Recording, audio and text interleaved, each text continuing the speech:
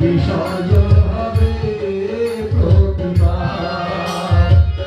বার হয়ে নবমী এসেছে দশমী, বার হয়ে নবমী এসেছে দশমী, বিসর্জন হবে প্রতিবার, বিসর্জন হবে প্রতিবার, হায় রে বিসর্জন হবে প্রতিবার।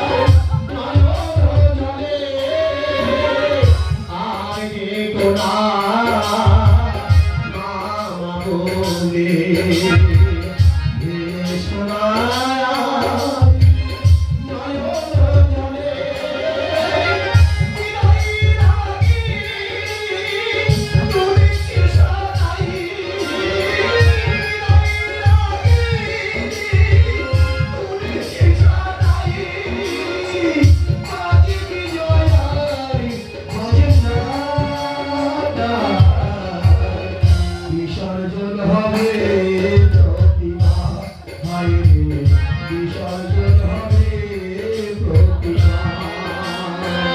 বার হয়ে নবমী এসেছে দশমী, বার হয়ে নবমী এসেছে দশমী, বিসর্জন হবে প্রতিবার, বিসর্জন হবে প্রতিবার, হায় রে বিসর্জন হবে প্রতিবার।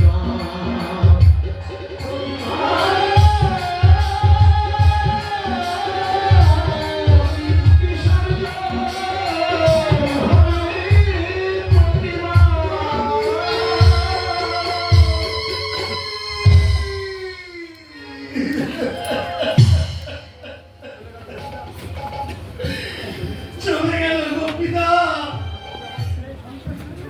আমার দাদা বৌদি আমাকে ছেড়ে এই সংসার ছেড়ে চিরদিনের মতো।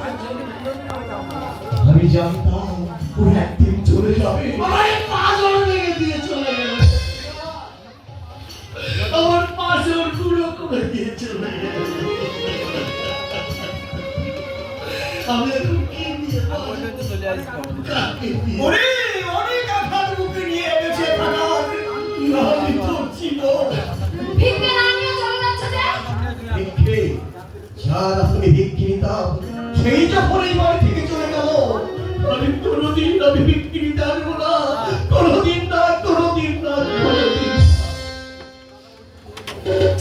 দাদা বৌদিকে নিয়ে কত মধুর স্বপ্ন এঁকেছিলাম, আজ সব দুঃস্বপ্ন হয়ে শুনবে শুনবে। তুমি ছেলে মানুষের মতো কাঁদছো কেন?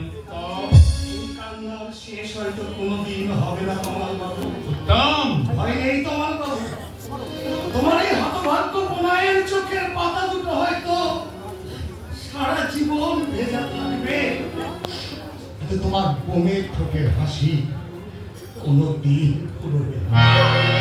আমি তোমাকে দেখছি আর অবাক হয়ে ভাবছি নীলিমা, ওই ভগবান তোমাকে কি উপাদানে করেছে, মন্দির শূন্য করে দিয়ে পৃথিবী চলে গেল, অথচ তোমার চোখ থেকে এক ফোঁটা জল গড়িয়ে পড়ল, তোমার এই মাথাটা নুয়ে তাদের পায়ে তুমি একটা প্রণাম পর্যন্ত করলে না।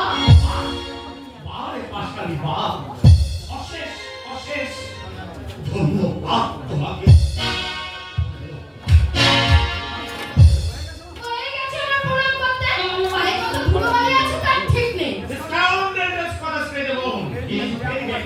Right you are. এবার তোমার আশা পূর্ণ হয়েছে। কাল সকালে ট্রেনে কিন্তু আমাকে বাড়িতে ফিরতে হবে। কিন্তু দাদা Don't get that false, my dear sisters. আবার কোনো প্রবলেমের সম্মুখীন হলে চিঠি দিয়ে আমাকে জানাস, আমি এসে সব সমস্যার সমাধান করে দেব। সে আমি জানি দাদা, যত বড় শক্তিশালী শিকারী হোক না কেন, তোমার চক্রান্তের একটা মাত্র বন্দুকের গুলিতে তাকে ঠান্ডা হয়ে যেতে হবে। বহু জন্মের পুণ্য ফলে তোমার মতো দাদা পেয়েছে, তাই সে আজ গর্বিত, সে আজ ধন্য।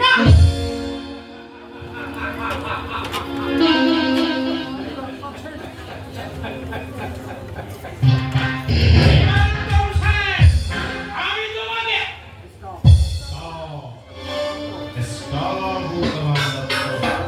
Remember that মনুষ্য চিন্তার কর্ম কত সামান্য।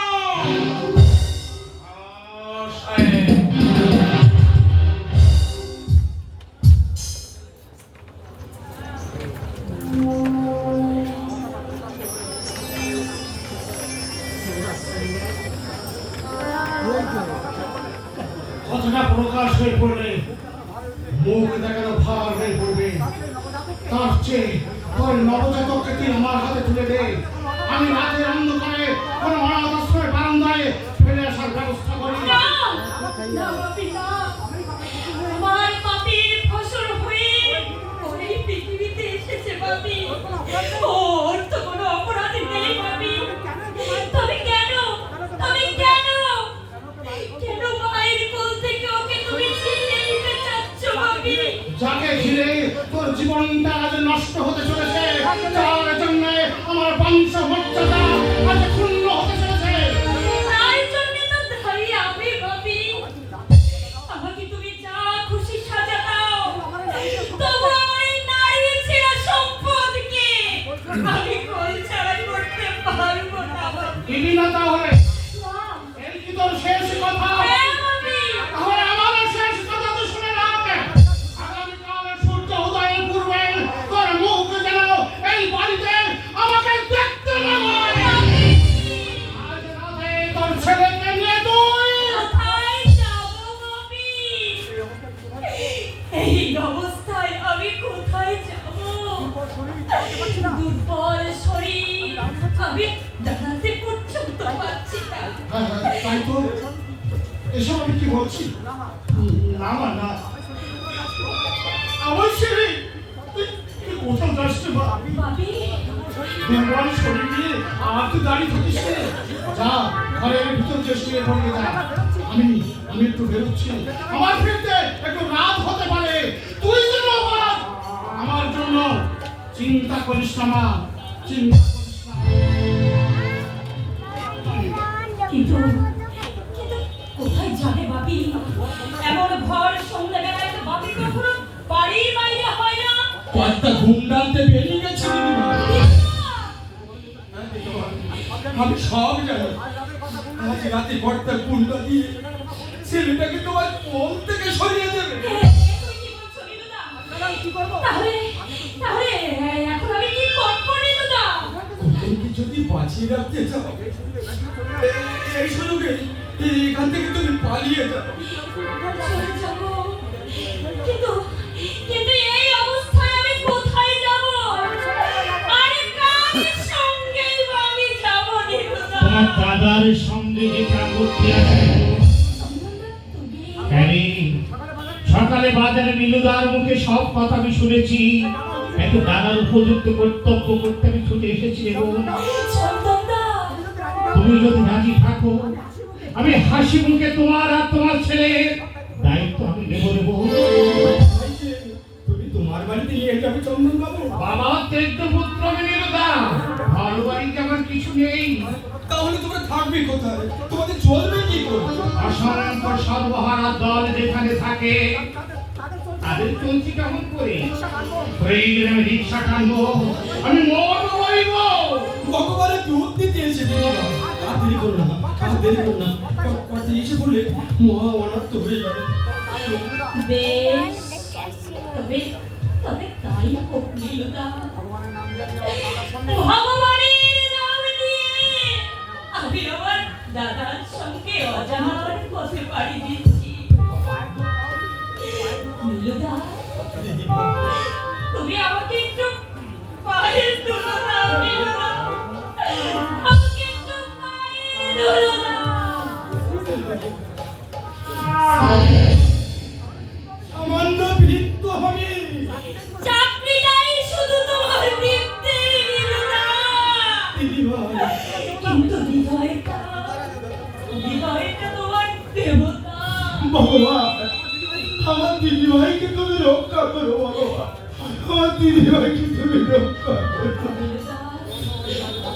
যাওয়ার আগে আমি কি একটা চিঠি লিখে রেখেছিলাম, সেই চিঠিটা তুমি বাপিকে দিও নীলুদা। আসি নীলুদা, আর যদি কোনোদিন দেখা না হয়, কবে কবে দিদিভাই? নিশ্চয়ই দেখা হবে, নিশ্চয়ই দেখা হবে। এসো চন্দনদা, বিদায় বিদায় বাপি, বিদায় আমার স্বর্গবাসী মা, বিদায় নীলুদা, বিদায় আমার শৈশবের খেলাঘর। ভাঙা শরীর, ভয় নেই নীলুদা, আমার প্রাণ পোড়া, আগুনে ঝাঁপ দিলেও সে পুড়বে না, জলে ডুবলেও সে মরবে না নীলুদা, সে মরবে না।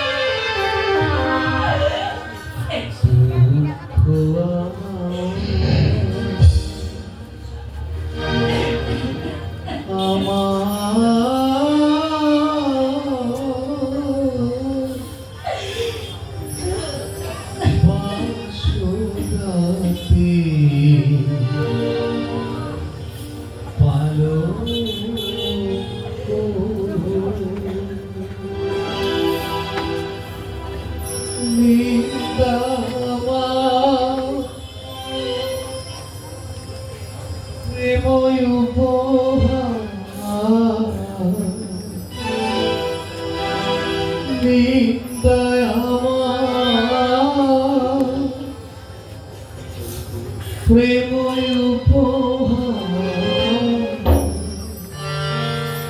সাত নড়িহা কলঙ্ক,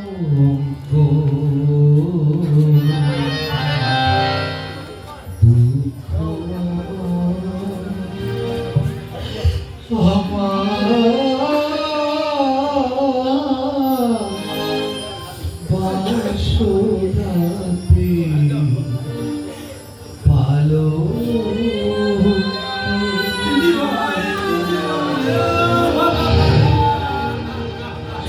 শোনো বেরি, দুই পায়ে পড়েছি, অপবাদে কালি ছিল, দুই চোখে তাই পড়েছি।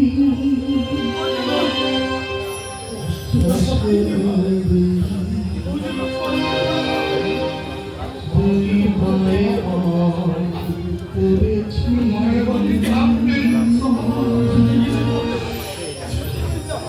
অপবাদে কালি ছিল, দুই চোখে তাই জীবনের সবই কিছুর ভাগে সবাই করতে পারে নীলুদা,